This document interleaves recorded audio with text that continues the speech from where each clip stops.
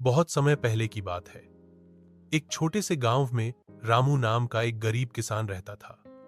उसके पास जमीन तो थी, लेकिन बहुत ही कम, और वह भी बंजर।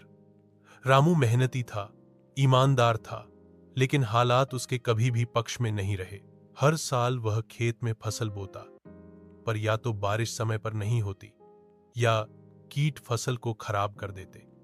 कभी बाजार में दाम इतने कम होते कि उसे लागत भी नहीं निकलती।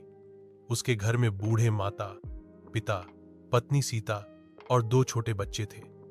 किसी तरह 2 वक्त की रोटी जुटा पाना भी मुश्किल हो गया था। रामू कभी हार नहीं मानता। एक दिन उसने गांव के एक बूढ़े अनुभवी किसान से सलाह ली।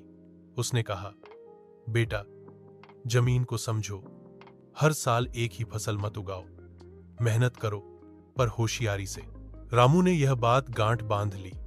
उसने एक नई तरकीब अपनाई, फसल चक्र, क्रॉप रोटेशन शुरू किया, और साथ ही अपने खेत के पास एक छोटा सा सब्जियों का बगीचा भी लगाया। उसकी पत्नी सीता ने गांव की औरतों के लिए अचार और पापड़ बनाना शुरू किया। धीरे धीरे चीजें बदलने लगीं। रामू की सब्जियां ताजी और अच्छी होती, लोग दूर दूर से खरीदने आने लगे। गांव में ही एक छोटी सी दुकान भी उसने खोल ली। मेहनत और समझदारी ने उसका जीवन बदल दिया। कुछ सालों में ही रामू अब गरीब किसान नहीं रहा। उसने अपने बच्चों को पढ़ाया, माता पिता का इलाज करवाया, और गांव में सबका सम्मान पाया। सीख: मेहनत जरूरी है, लेकिन समझदारी और धैर्य के बिना मेहनत रंग नहीं लाती। हालात कितने भी मुश्किल हों, अगर इरादा मजबूत हो तो कोई भी किसान अपनी तकदीर खुद लिख सकता है।